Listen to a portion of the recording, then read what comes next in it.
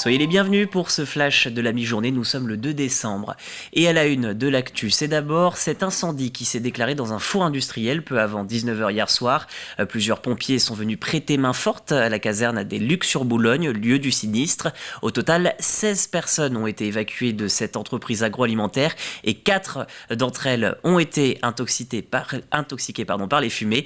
Ces victimes ont été transportées par précaution à l'hôpital, mais leur état n'est pas jugé préoccupant. Une trentaine de salariés se retrouvaient au chômage technique pour au moins les 2 prochains jours. La semaine dernière, la route du Gois reliant Beauvoir-sur-Mer à Noirmoutier était coupée aux voitures pendant 4 jours, non pas à cause d'une marée trop haute, mais simplement pour des travaux. L'une des 9 balises vient d'être remplacée sur le très connu passage du Gois. Si changer une balise si encombrante n'est pas difficile, la particularité du lieu complique l'exercice. Agathe Poulet les a suivis. À peine la marée s'éloigne de la berge que les ouvriers se mettent en place pour venir poser la nouvelle balise. Suite à un bateau qui aurait heurté le mât, les menuisiers ont eu 15 jours pour le préparer, avec un bois d'une durée de vie d'une 50aine d'années. Alors c'est de l'azobé, un bois exotique qui vient d'Afrique. Le bois est extrêmement dur et sa densité c'est à peu près 1 tonne 2, 1 tonne 4 au mètre cube. Donc c'est un bois qui ne flotte pas, très dur. Et on a travaillé ce bois exotique avec des outils au carbure de tungstène. À l'aide d'une grue afin de déplacer le mât de 7,50 m, c'est au tour des maçons de venir sceller le perroquet à l'aide de sable tassé grâce à l'eau et de ciment, enterré sur 2 mètres de profondeur. Avec son entreprise, Luc Leroy avait déjà participé aux travaux il y a 22 ans sur les 9 balises qui se dressent sur les 4 km du passage du Gois. On avait anticipé un petit peu le jour où il fallait refaire une balise. Donc on a mis des buses à l'époque, qu'on a rempli de sable et on a bétonné la tête de la buse. Ce qui fait qu'aujourd'hui on a enlevé le béton au niveau de la tête de la buse, ce qui nous a permis d'enlever le mât sans tout démolir. Et ensuite on a remis le mât, remis du sable et remis du béton en tête de la buse. Ce nouveau perroquet permettra de venir en aide aux personnes en difficulté lorsque la marée monte. Chaque jour, les équipes du département interviennent sur le passage du Gois pour l'entretien de la chaussée et assurer la sécurité des 1000 usagers qui empruntent quotidiennement cette route emblématique du département. Retour au sec avec Face Vendée. L'association vient tout juste d'organiser un job dating géant au lycée Saint-François d'Assise de La Roche-sur-Yon. Mardi, entre 9 et 11h, les candidats ont réalisé 4 entretiens d'embauche chacun. En face d'eux, une 50aine de recruteurs. Mais la particularité de cette matinée, tout est faux. Il ne s'agit en réalité que d'un entraînement. L'objectif, aider les 125 jeunes en insertion et étudiants à se préparer au mieux pour la réalité de cet exercice. L'entretien de recrutement n'est pas un exercice facile. Personne n'est réellement à l'aise sur cet exercice-là. C'est pas forcément évident de se mettre en avant, de mettre en avant ses compétences, ses qualités, ses savoir-faire. Et c'est vrai que les étudiants, les jeunes de manière générale, sont peut-être pas suffisamment préparés pour cet exercice. Et donc pour nous, cette mise en situation professionnelle permet de s'entraîner et d'être plus à l'aise pour cet exercice et prendre confiance. Depuis hier, l'association Esmeralda organise un cycle de rencontres autour de plusieurs thèmes, les troubles 10, les HPI ou hauts potentiel intellectuel, autres thématiques abordées l'anxiété, les troubles de l'attention sans hyperactivité, soit les TDAH, et enfin l'hypersensibilité. Les ateliers sont entre autres animés par Ariane Hébert, psychologue canadienne spécialisée sur ces questions. Ce soir, vous avez rendez-vous pour une conférence à 20h30 à La Roche-sur-Yon.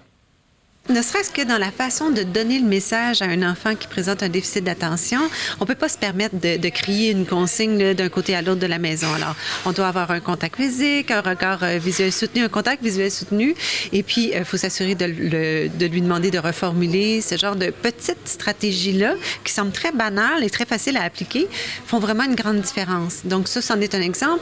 On peut penser, par exemple, aussi aux enfants qui sont hyperactifs, qui ont besoin de bouger.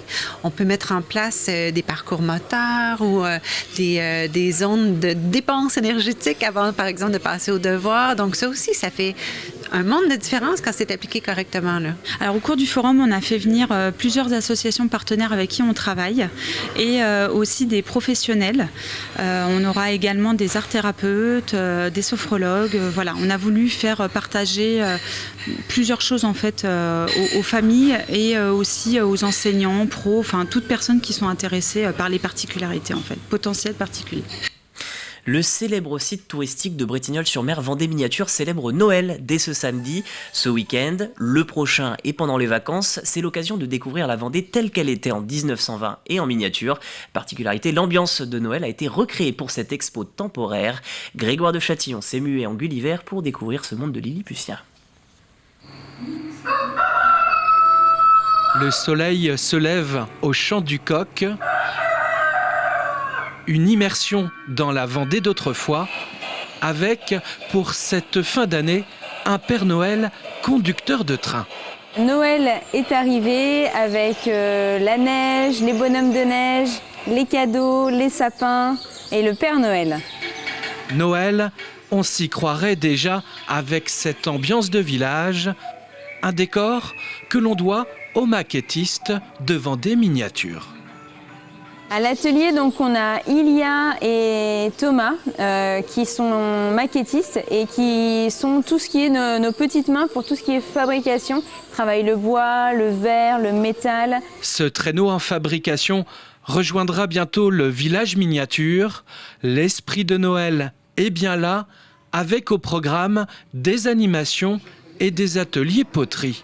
Le but, c'est de pouvoir créer sa décoration de Noël, sa décoration de table.